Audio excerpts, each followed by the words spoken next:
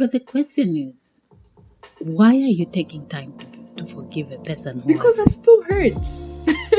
Because I'm still hurt. I would be lying if I said I've immediately forgiven you. But is that okay? You know, humanly speaking, I would say yes, it is okay. It is okay to take time because you're hurt, and you don't want to your friendship to be something that is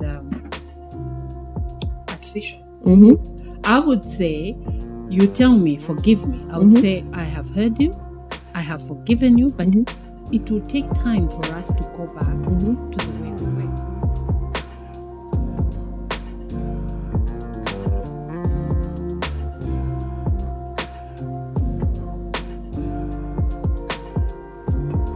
Welcome to Imago Dei, a podcast by women for women, where we discuss what it means to be an image bearer.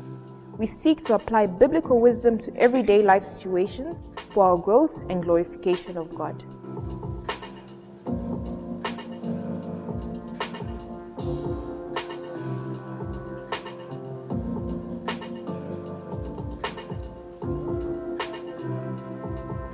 welcome back to season 2 of Imago Dei, a podcast for women by women. I'm so excited to get back into this. It's been a couple of months since we went on break. I can't wait to see what we have for this new season. Welcome back. I'm so happy to see you again, Auntie Miriam. Thank you very much. I hope you're just as excited as I am. Oh, yes, I am. Yes, I am. What are we looking at for our first episode? Today we're looking at rekindling broken friendships. Yeah. We'll look back. Last year we looked at cultivating friendships. I remember that. Yes, and knowing that we're human beings, we're born sinners, saved sinners, we tend to step on each other's toes. So if we step on each other's toes, or if it has happened, what do we do? How do we rekindle what has been broken? How do we reconcile one with another? So today we're looking at Rekindling broken friendships. Yes, I indeed. think it's important to, first of all, be able to understand what a friendship is. Exactly. I know it's something which we discussed, but I can imagine there's some listeners who are listening to this for the very first time. What is your definition, your personal definition of friendship? Wow. My personal definition would be a friend is a person that I relate with. A friend is a person that I share my ups and downs, my emotions, my feelings, my joy, my sad times. A friend is a person who is there for me. Yeah. That's what I would define a friend to be. All right, I'd adopt your sentiments. Really? I think someone who's a friend is definitely someone who's close to you, and like you say, someone who you can relate with on a more personal level than just on a level where you're just on a high-by level. Yes. If that makes sense. Yes. Yeah. So when we talk about, here's a friend that I've had for 5-6 years, and all of a sudden something has happened. We are here now. We've hurt each other. We've stepped on each other's toes. How do we bring back? How do we come back to what we were? Is it possible for us to go back to what we were?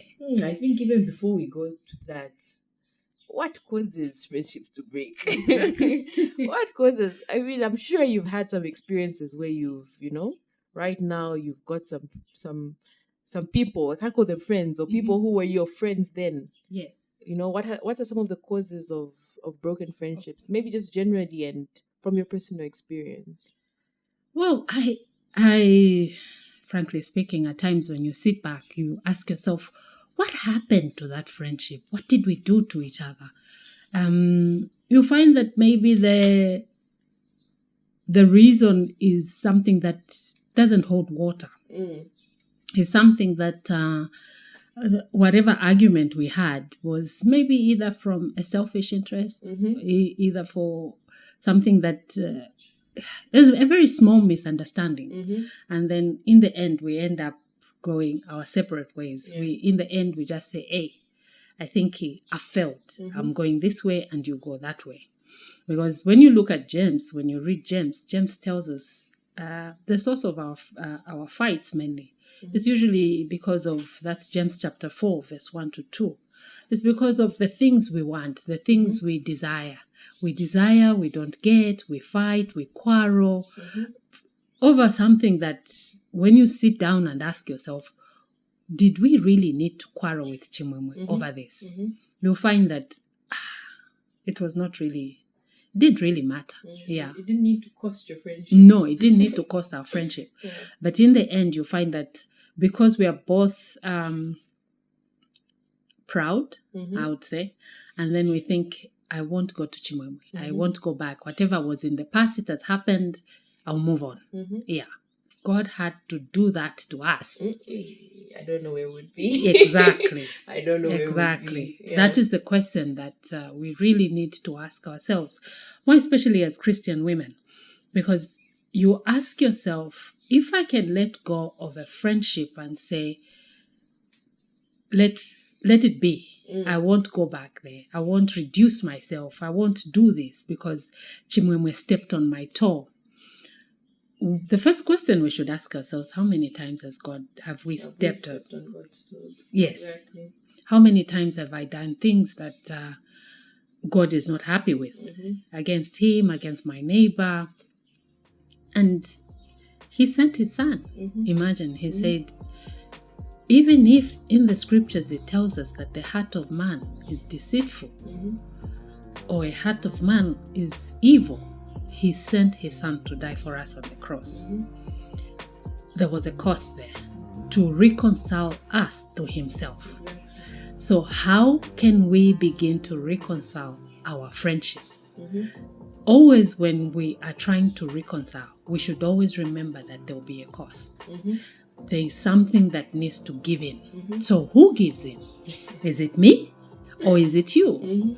So the first place I would say for me to know who should give in, I should start with going to God. I have Chimwemwe as my friend, and this is what has happened between us. If I really don't know what has happened, I should cry out to him and ask him to forgive me, because I also took part in the reaction, whatever has happened, and ask him to give me wisdom to be able to come to you. So the first place I should go to is to God. Cry out to him and ask him, Lord, give me wisdom. There's this friendship because you spur me, I spur you. And together we glorify God. So I go to him, I cry out to him. And from there, God will give me wisdom and the courage to come and speak to you.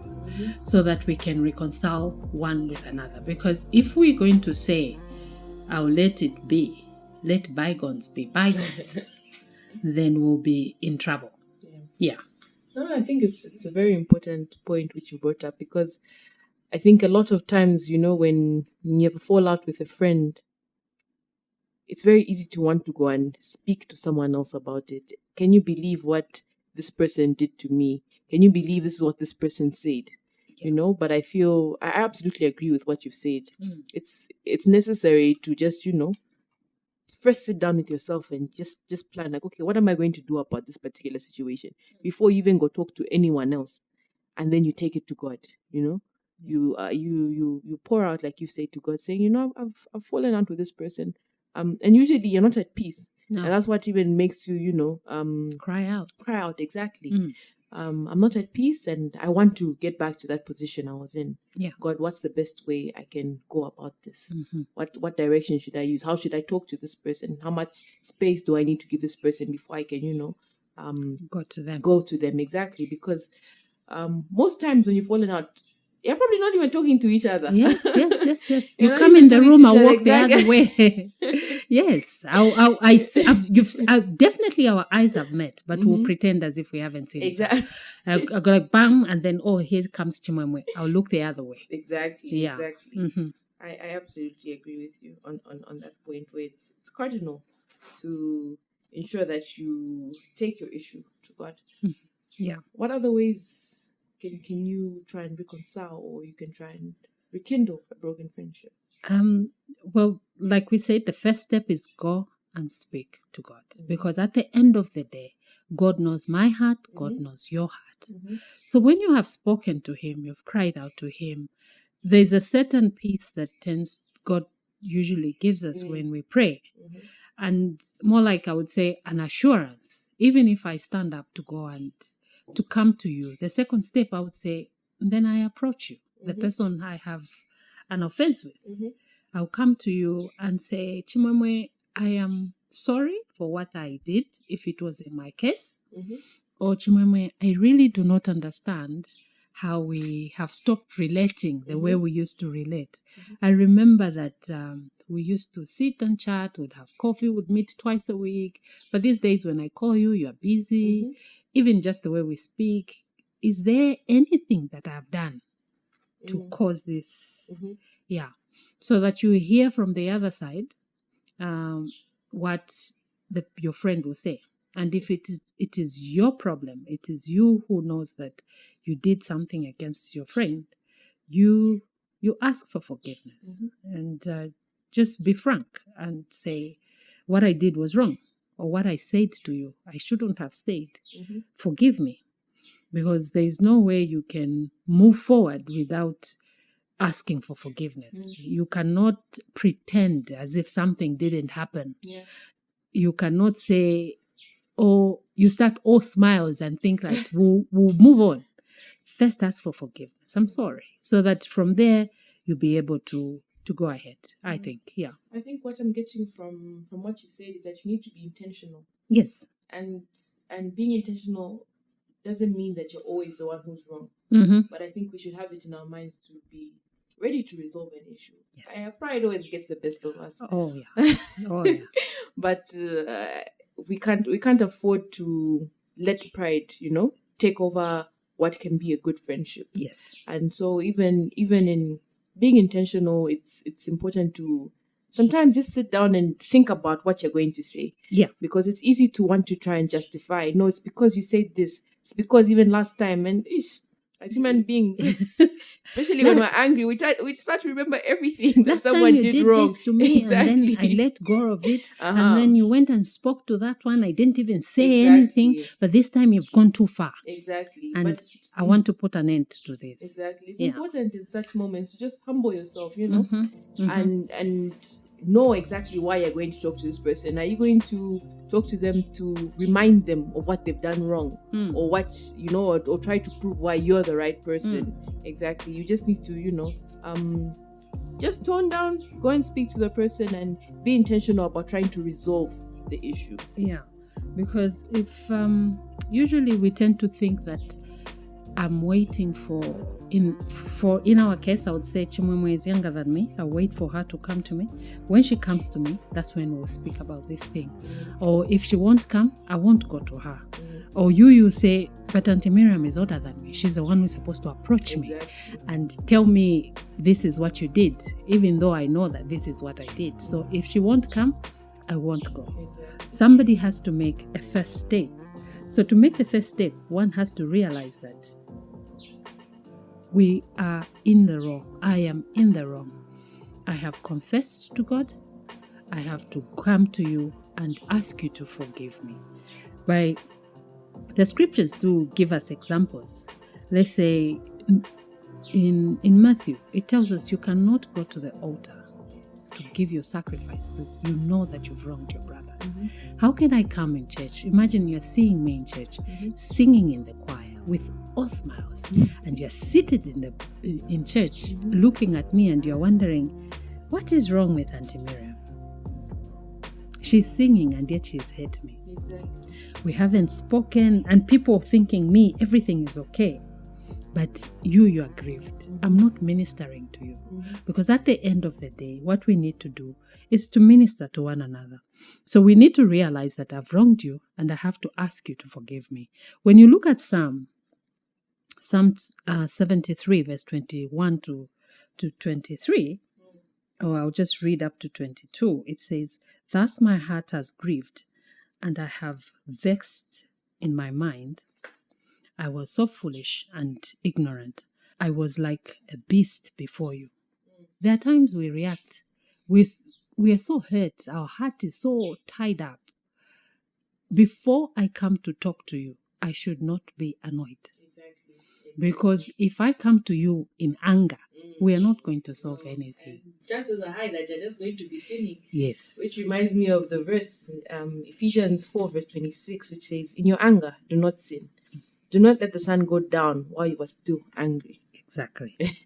So if I come to you with this hurt, I'm going to talk to her because I'm annoyed. Exactly. We won't solve anything. We'll just give ourselves even more problems because I'm annoyed. You'll probably be annoyed because you will know when I'm talking to you if I'm angry. You That's know. why it's important to to think about it even before you go talk to someone, you know. Sometimes someone needs time, they need space. Yes. Just to have some time to recollect whatever has happened so that they're able to, you know, give a proper solution.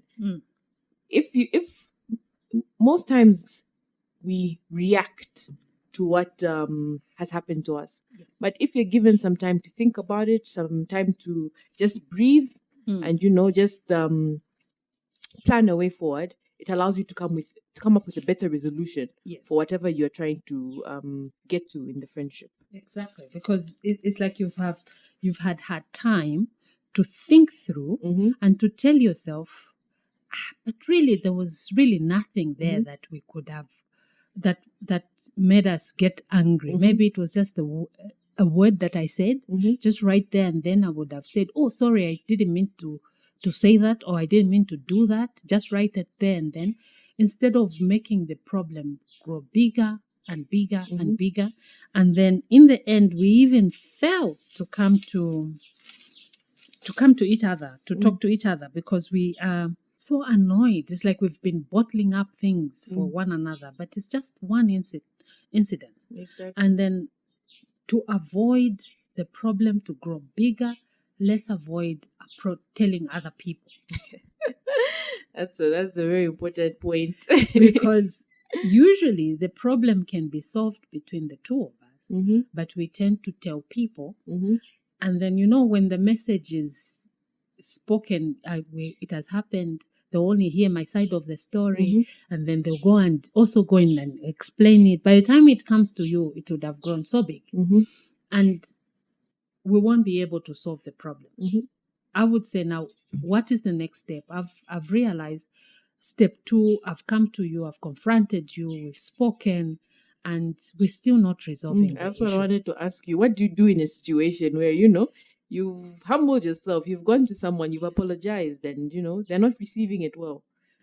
I need to look for somebody that, one, is, I would say, a common person, a common denominator between the two of us. A person who knows you, who knows me, that I can go to and say, "Look here, our friendship is sour. I don't know, I did something, or I don't know what I did." If you don't know what you did, if you know, you say the truth. I did this to her and I apologize, but she doesn't accept my apology. So bring in the third person. You go together, sit down and chat. So this problem that I'm saying I'm sorry. And I would want her to hear me so that she can forgive me. I would want our friendship to go back to the way it was. Because again, if you who is being asked to be forgiven, if I come to you to ask me to forgive me and you don't want to forgive me, it's a sin. So in fact, that's something important. Even as you're saying this, it's made me think, like, if I'm offended, right? Or let me say I offend you, Auntie Miriam. It's not that immediately you'll be ready to forgive me just because I've said sorry. Is it okay to take time to forgive someone in the whole process of, you know, trying to mend the friendship? Because just because you've said hurtful words to me and you've apologized, it doesn't mean my heart is open and now ready, like, Auntie Miriam, we're best friends again.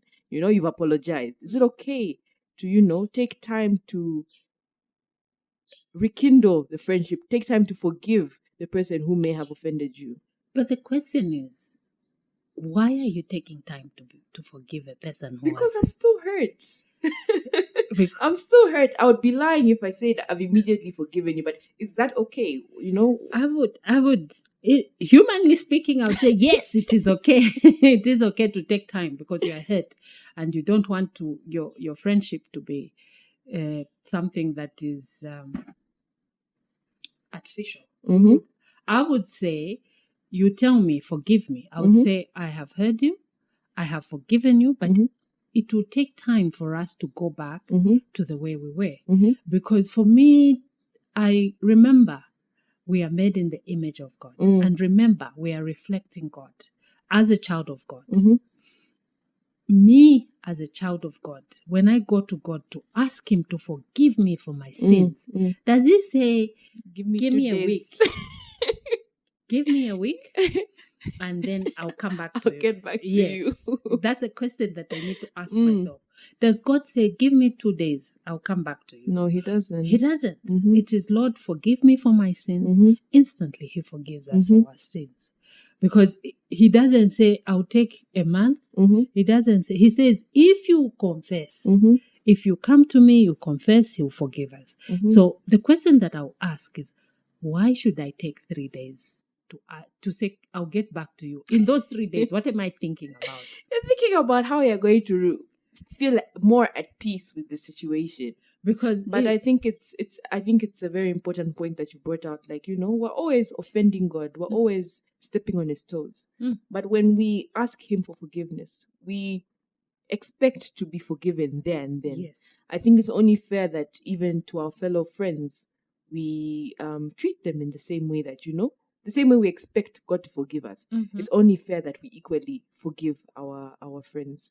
Yeah, because if we take so much time to go and think about, you even find fault in something that there's nothing. You even start thinking maybe her forgiveness is not, her apology is not even genuine. Because she did this, why did she take 2 days to come and apologize? You always want to find fault. So the best thing is, I've come to you, I've asked for your forgiveness. Because I'm thinking, in the same way I've been praying and asking God to forgive me, I've been praying, asking God to give you the heart to hear me so that we can reconcile. Because our friendship is not just the two of us. Our friendship is God who has brought us together. We're sisters in the Lord. So we are trying to build one another to the glory of God. So I'm coming to you and I'm asking you, while I've already gone to God, and I believe in my heart, in the same way God has worked on me, God is working for you. And that takes me to, it reminds me of the verse, Colossians 3, verse 13, which says, bear with each other. I think that's a very important aspect of the verse. Yes. And forgive one another if any of you has a grievance against someone. Forgive as the Lord forgave you. I think that bear with one another, for me, it brings to my mind the fact that we have to understand each other. Yes. We have to understand that we're human beings. Sometimes we sin, sometimes we step on each other's toes. But in the same way that we do that with God, we should equally and expect forgiveness. Yes. We should equally be able to understand, someone's a human being. They're not perfect. Sometimes they may say something, they may react to something a certain way, but it doesn't stop them from being a human, doesn't stop them from being remorseful. And if they do come and ask for forgiveness, I think we should be willing to open up our hearts and forgive that specific person. And forgiveness is like, for Christians, forgiveness is I would say the biggest thing in our belief, in our religion, in what we believe in, because God forgave us. God sent His Son to die for us. So whoever believes in Him will be forgiven. So if I do not believe that, if I do not forgive you, and I claim to be a Christian, my testimony is a lie not only to you, but to everybody else. Because I'll be moving out there knowing that there's a friendship that you and me, it has gone sour. And it's not only you who will know. People who see us together will know that there was a friendship there and it's no longer there. And those people are Christians. Well, that's something interesting you said. It's brought a question to my mind. But do you think there's some friendships which are destined for a specific period? Like, is it okay to have a fallout with someone and your friendship doesn't have to continue the way it was before the fallout?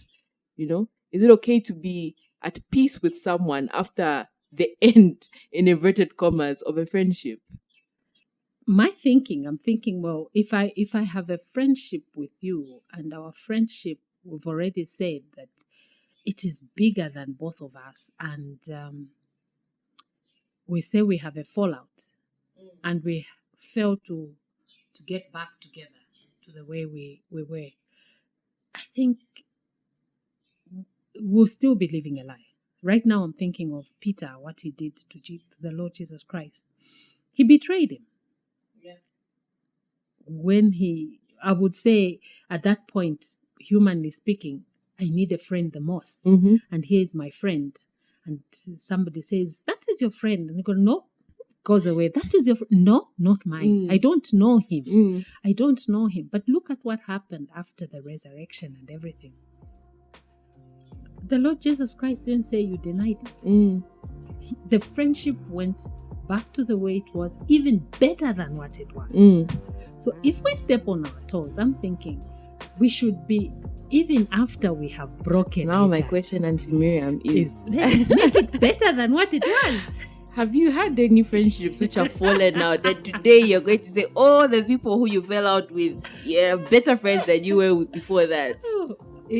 I would say, well, yeah, not really.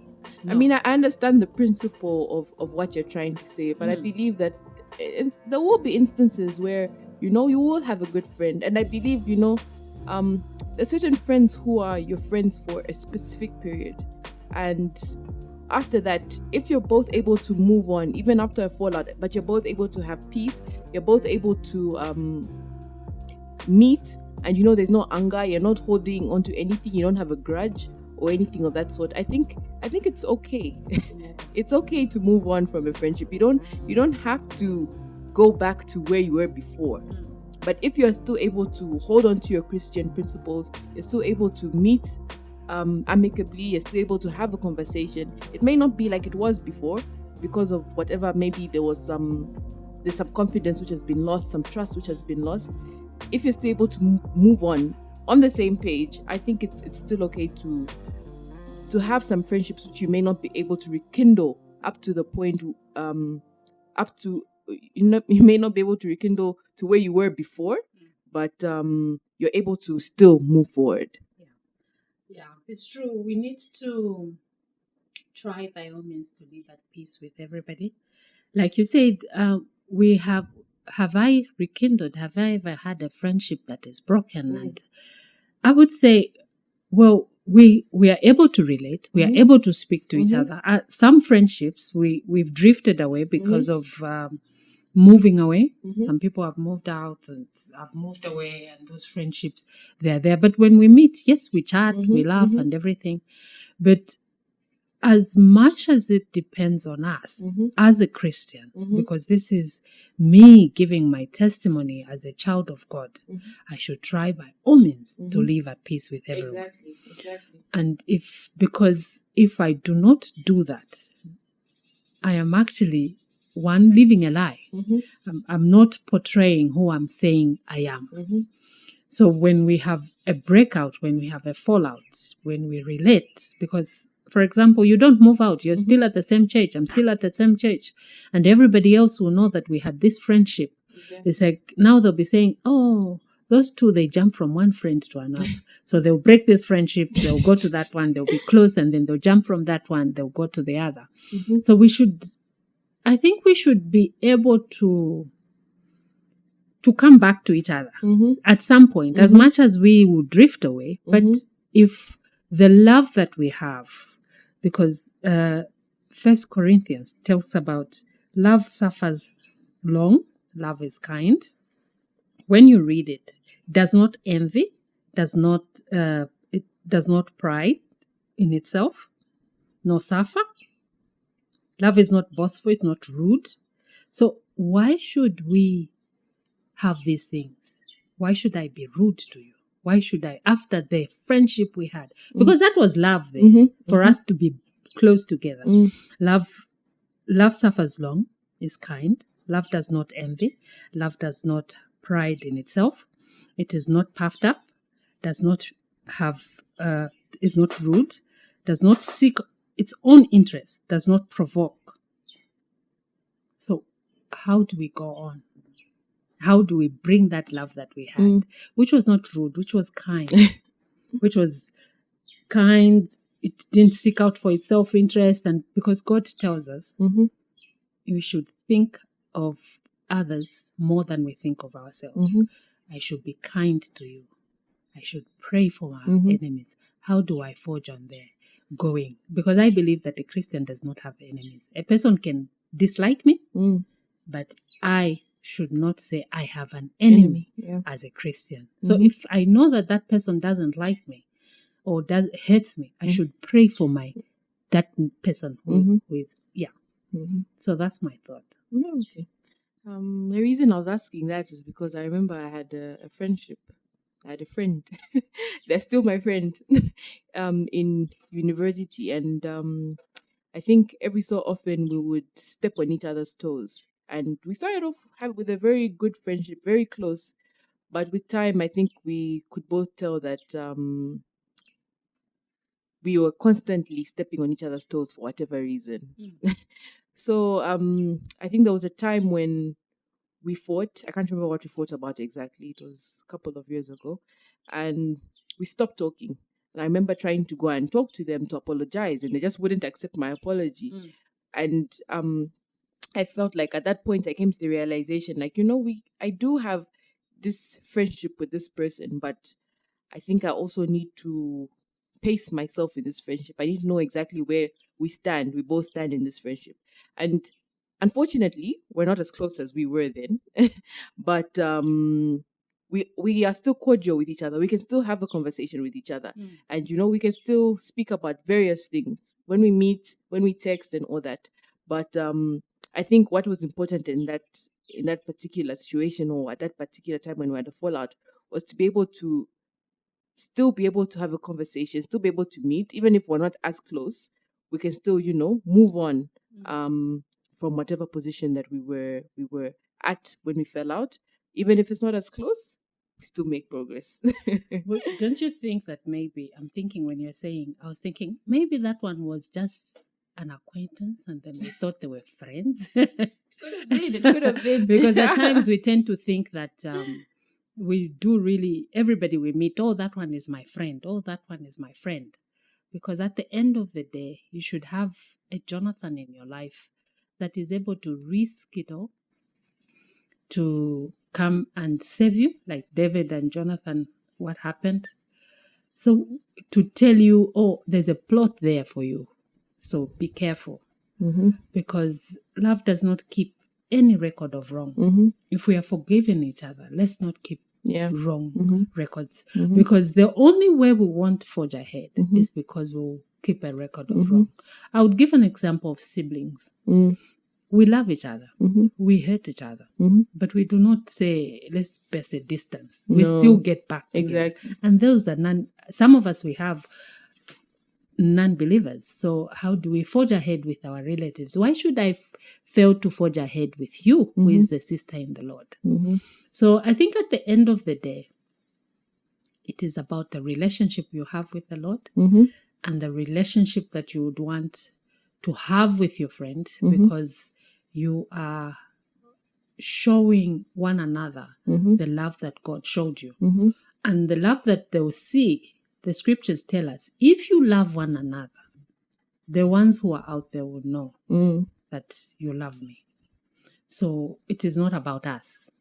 So just to wind up my thoughts, we should always try to make things work, not in our effort, but God being the center of our friendship.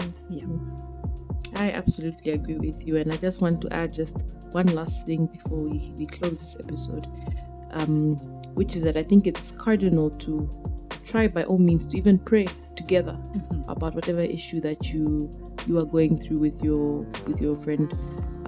It may not be immediately. You may need like some time and space, like I'd mentioned before, but I think it helps when you both know we are going to God with this particular issue, And at that point, you're leaving it to God and just committing it to God and asking God, like, please, may you help us mend our relationship.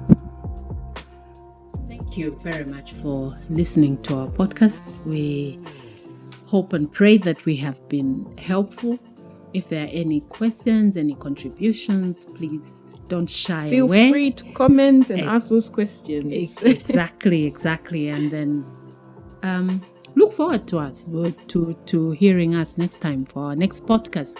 What will we be looking at next? Biblical women and tradition. That's an interesting one. I hope we'll have someone else come and speak on that. That one is a very, very interesting one. Yes. So please stay tuned. Thank you.